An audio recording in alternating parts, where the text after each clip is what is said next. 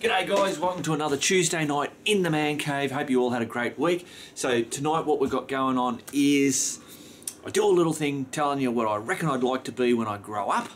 I get a parcel in the mail. It's actually something that I bought to do a review of. It's a Trangia stove, the whole big enchilada thing. What else have we got going on? I don't know, hang on, I've got to have a look. I'm doing this, I did this last week. Oh, no stickers this week, but that's all right. I do a little Patreon Duvalaki thingy. What else have we got? Damn it. Update. I do a bit of an update on the gazebos, the stable, the workshop stuff, and a little upgrade that I've got to happen there. And I've got one more thing. I'm going to have to look back down here at my piece of paper. And it is I do a little thing about dual sport motorbikes and adventure motorbikes and what's the difference, and then I also rave on about channel updates and how I'm changing or not progressing the channel. I don't know. You'll see it when it comes up. So, all right, let's go and see what I want to be when I grow up.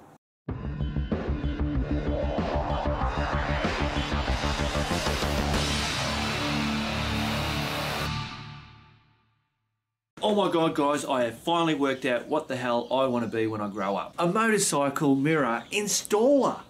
I mean, it's got to be the most easiest job to be done on a motorbike, I swear to God. By the way, that there, no, he didn't do it, I did it.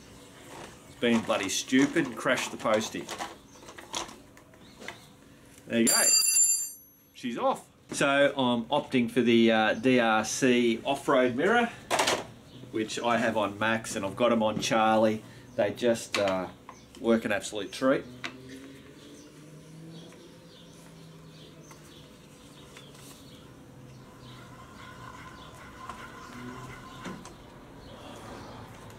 I mean, it doesn't get any easier than this, I swear.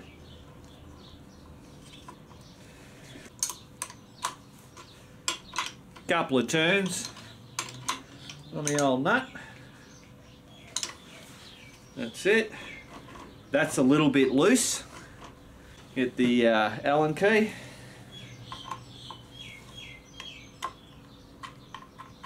Tighten.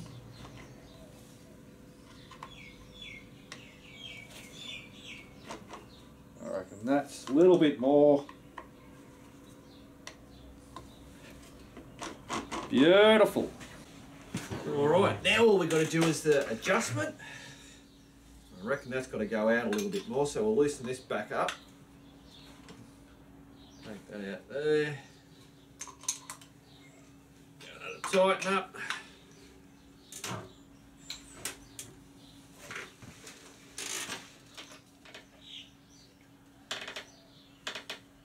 Done. Perfect. The reason why I'm doing, I had to check, basically I've got to readjust this because Nay has it and she's smaller, so everything's in a little bit tighter. Me and Alistair are going to take the postie bikes out and do a review on them. Just for the hell of it. So what I'm doing is I've got to move these handlebars out just so that I can bloody ride on this thing. Alistair's going to ride Charlie because he's a bloody big fella. And just in case something busts, it's not on Nay's bike. Alright, I thought I'd just share that with you. Alright guys, now it's time to check out my package. Alright guys, so I'm a little bit excited. Got a parcel come in the mail today. Firstly, a big thank you to the Keep On Riding crew on Patreon.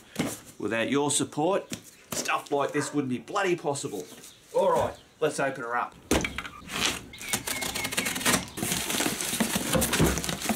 Trangia stove. How's that?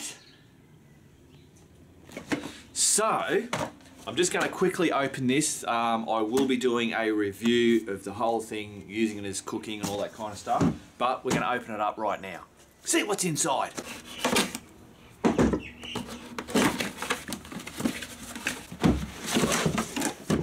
Well, there you go, guys. That is it. That is the Trangia stove. That's the whole. I think that's the whole kit and caboodle. So it's the Trangia 27 8, and then it's that ULAH. I think it's to do with the size, what components are in there, and whether it's hard anodized or the non-stick or just the plain aluminium. There's a whole heap of different ones that you can get. So I thought, if I'm going to get this transier, I'm going to come at this from a negative point, because I like my setup. It just works really good. I look at the transier and I think, I just don't see it. I don't know what the big fuss is about it, and I'm looking at it and seeing negatives more than positives. So this review, I'll be coming from it from a biased point when I do it, but I'm going to be open to it, and I hope that when I start using it, I go, wow, this is really cool. So I wanted to get the full kit and caboodle, because when I've looked at it, I thought the little alcohol burner and then having that little pot stand that it sits in, I thought that would be great instead of having to have all the other bits and pieces with it. But for this review, I figured I'd have to do the whole bloody lot. So there you go. All right, back to the man cave. Keep an eye out for that transier stove review thing coming out.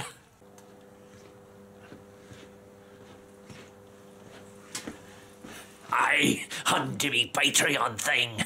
Alright guys, I wanted to do a quick shout out to all the Keep On Riding crew on Patreon. You guys are absolute awesome. Those reward packs that were sent out, most of you guys have already started receiving them or got them. And here's some photos of some of the stuff the fellas have sent in with pictures of that. So yep, I just wanted to say cheers. Bloody fantastic. Cool, guys.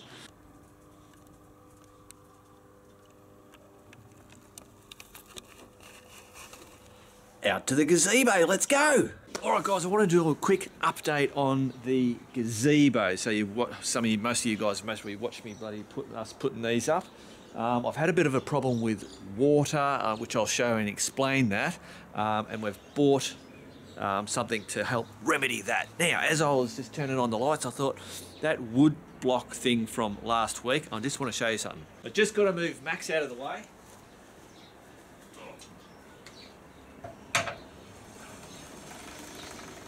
Rightio. All right, how's this? Nice little pile of kindling. And I'll show you the wood block. Okay, here's the wood block. There you go. Working a treat, all staying together. Bloody ripper. All right, now, the gazebos. All right, so these gazebos, I've got that one there for the workshop and the stables one over there, they're identical. These have been working really well. The material is holding up, much better than the other gazebo that I had, which had all just tore up. But the problem that I've had is on the inside part. Actually, it's the other one's been the worst one, this one here. Now, I don't know if you can see that sag. Can you see that? Yeah, you should be able to see that sag. And also, on that corner there, all the other corners have been fine, and there was only one corner over there which I managed to be able to fix it. But these ones here, I just couldn't fix these ones. So what was happening was when it would rain, the water would just collect here, and then eventually it would just start leaking through it. So I'd have to come out here with a bloody broom, and I'd be pushing it and all the water splashing off and everywhere. So eventually these are going to wear down even more, and then I'll just start getting rain coming in. Now I've set this up so that I've got all my gear and bits and pieces in here. I just can't. The reason why we changed this to start with was because the old one was leaking, and I had other tarps hanging over the top. But all these boards started getting mould on them because water was sitting in there, and it was just a bloody drama. So you're saying, Mark, what's the bloody solution? Heavy duty vinyl covers. So they're replacement covers, but they're heavy duty. I haven't even actually looked at them. I've got them over here. We'll have a look.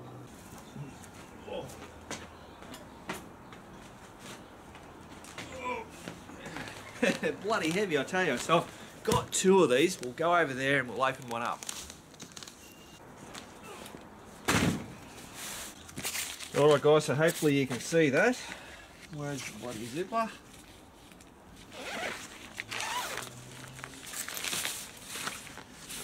unfortunately, we could only get it in the white colour.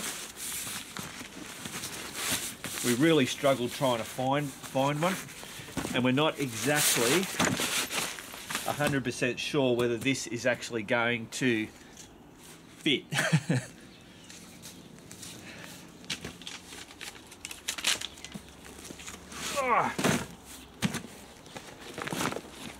Oh yeah, so there you go. Can you see that? Yeah, so that's just solid vinyl. So even if we do have that same problem where it's going to pull, it's not just going to leak through. And as long as it doesn't get too big a pool of water, it shouldn't be too much of a problem. But every now and then I just go on, obviously when it's raining heavy, I can just let it all, get the broom off, but it not starting to drip through, which was the major problem.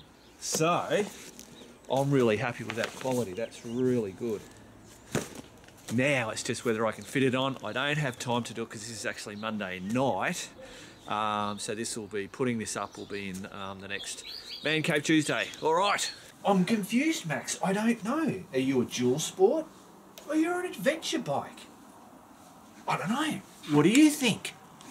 All right, guys, this is something that I've wanted to do for ages. I was trying to work out back when I was thinking about it, I'm thinking, what's a dual sport? What makes a dual sport? What makes an adventure bike? And when you look at it, and they're all a little bit, it's a real grey area. And in my head now, I'm starting to work out where there is a division in it. I've just whacked up a couple of bikes here for bloody example purpose, and I'm going to get you guys to get some input in on this. But from what I can see is the dual sport bike came about when the enduro bikes, an enduro bike is a dirt bike that ended up having a light put on the front of it, blah blah blah, and then those enduro bikes then wanted them to become street legal so then they could get more riding. And anyway, manufacturers went, hey, let's make a dual sport bike because they seem pretty popular, and that's what they did. Now with the dual sport and the enduros and dirt bikes, obviously to do all that kind of stuff, put bigger brakes on them, lights and blinkers and quieter mufflers and all that kind of stuff, the bikes became heavy. So you have your dual sport, and then you've got your enduro, and then you've got your dirt bikes. Now the adventure bikes, they're a heavier bike, they're more comfortable. So I'm getting all bloody confused now. So a dual sport bike is fantastic in the dirt. So if you're getting about dirt bikes and enduros, the dual sport as opposed to adventure bike is you can just go anywhere. You can go sands, rocks, goat tracks, whatever. The the dual sport bike's going to go there. It'll fall over and crash and whatever. You can pick the thing up because it's not too heavy. You're not going to bust too much, and if you bust stuff, generally it's not really expensive to fix. Now, it'll handle the road, but when you get into the long distance stuff, it's a bit uncomfortable. The seats are more narrow because when you're off-roading, you've got more movability.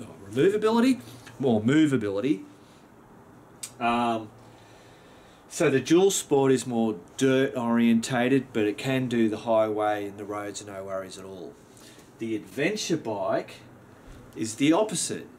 It will do the roads and the long distance travelling, and it'll have tyres set up for roads, and it will do that fantastically. But when it comes to the off-road stuff, it's not as good as a dual sport because it's heavier, the seats are normally plush in the shape of it and all that kind of stuff. So when the thing falls over, it's you gotta lug the bloody thing back up.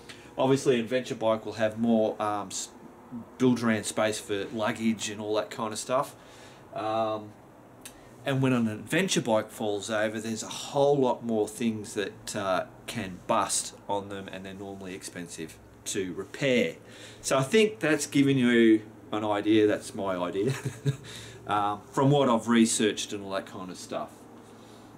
What I want out of you guys, I suppose, is if you can in the comments, start listing bikes. Some of you guys might just list 100 bloody bikes or something like that. Yeah, just list bikes and say, dual sport, and these are the ones that I reckon should be in the dual sport. And same with the adventure. What do you think should be in the adventure? Now, if we make a rule that only lists stuff that you reckon, only stuff that is current. You know, something that's not made anymore. Don't list it. That's just pointless. With the exception of the poor, the Yamaha WR250, which apparently is not going to be made anymore. Chronicles of Solid did a bit of a talk about that, and Everride went crazy in the death of dual sports, and dual sports aren't going to die. They'll never bloody die. Yeah, and I don't know. People talk about the DR650, and if they'd update this and update that, and it's like, leave the bloody thing alone. It's fantastic.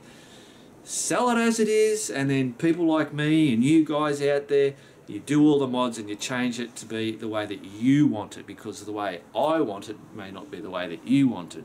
So if Suzuki was to, which they won't, update the DR650 and put different forks and better brakes, I don't know, whatever the hell it is, it's just going to put the price up, and we've got to buy a more expensive bike and then change all that stuff anyway, because he doesn't like that. You know what I'm talking about. Cool. All right, so what do you reckon? And we might in other videos, we might